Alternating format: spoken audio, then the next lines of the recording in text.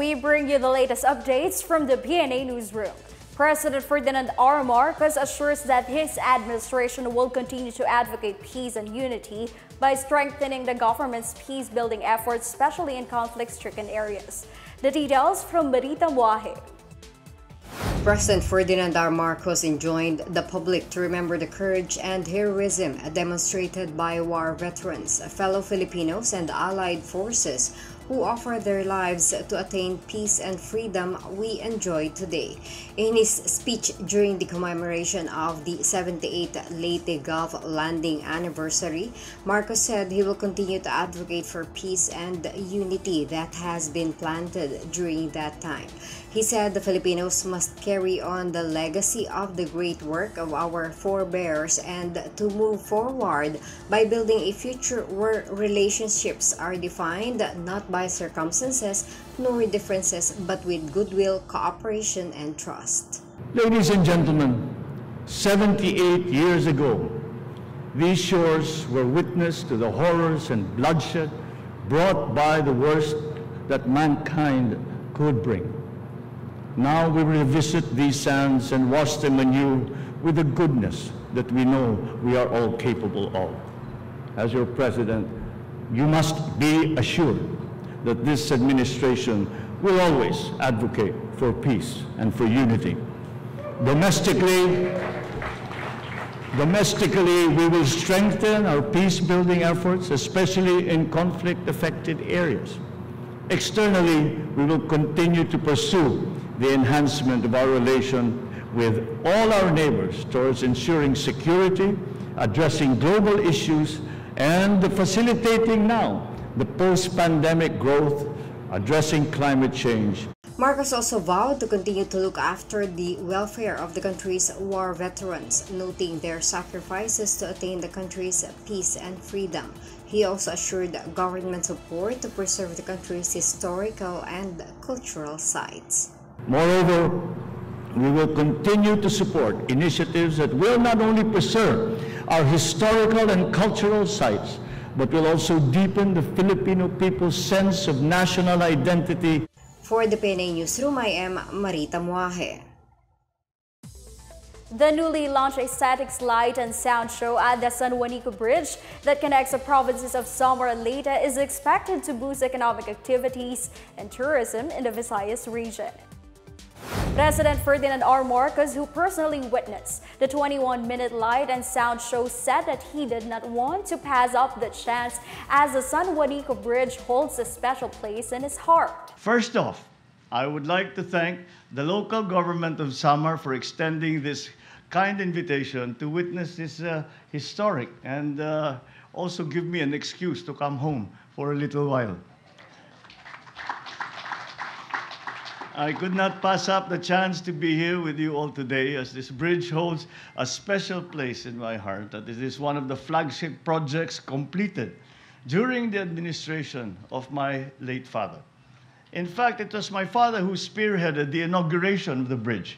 So you can all imagine how genuinely delighted I am to be present to witness the lighting as your president. The 2.16-kilometer Juanico Bridge is the longest bridge along the Pan-Philippine Highway that connects Luzon to Mindanao. Marcos congratulated officials from both the provinces of Leyte and Samar, the Department of Tourism, Tourism Infrastructure and Enterprise Zone Authority, or TIEZA, and other involved in the completion of the project. He said joint efforts of government and non-government entities were commendable, noting that such partnerships were needed to transform the country's post-pandemic economy. With the recent completion of the Juanico Aesthetic Lighting Project, I look forward to seeing the bridge turn into a true sight to behold, not just during the day, but now even in the dark at night.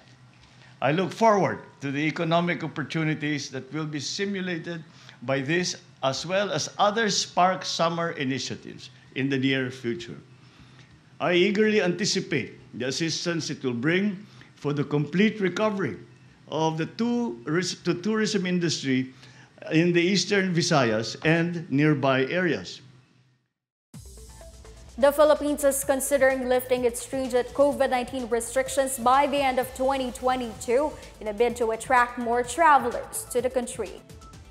In a speech at the 2022 Philippine Travel Exchange, Tourism Secretary Cristina Frasco said the country has already breached the projected 1.7 million inbound tourists as early as October 2022.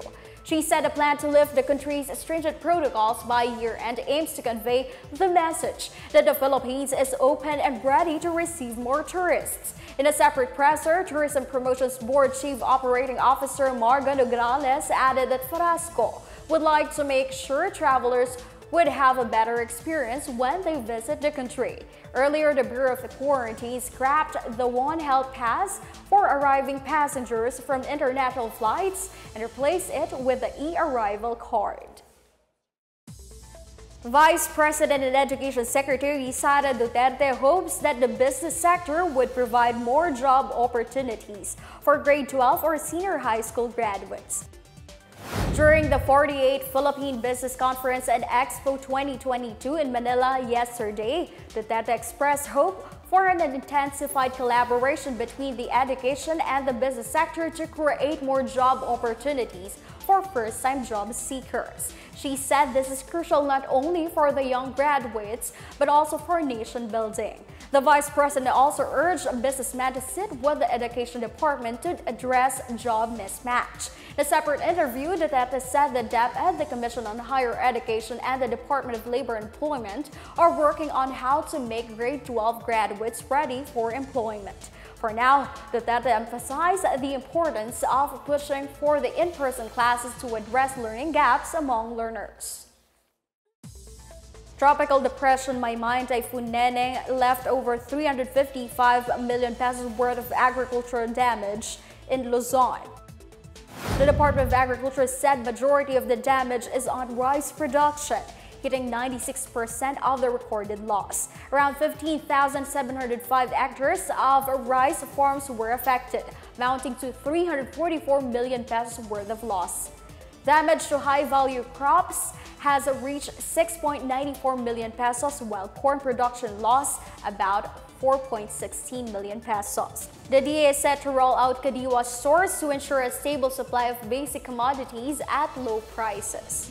Meanwhile, as of 11 a.m., Tropical Depression Obet continues to move slowly across the Philippine Sea towards extreme northern Luzon. Obet was last seen 745 kilometers east of Basco, Batanes, with maximum sustained winds of 45 kilometers per hour near the center and gustiness of up to 55 kilometers per hour. Signal number 1 has been raised over Batanes, Babuyan Islands, and the northeastern portion of Cagayan. These areas may expect strong winds or intermittent rains. That's the latest and the biggest stories from the Pna Newsroom. For more news content, visit our webpage or head on to the Philippine News Agency's Facebook and Twitter accounts. We're also shown on the social media pages of the Office of the Press Secretary and the Radyo Pilipinas RP1. Stay tuned for more news updates. I'm Stephanie Civiliano, who tells stories that inspire change.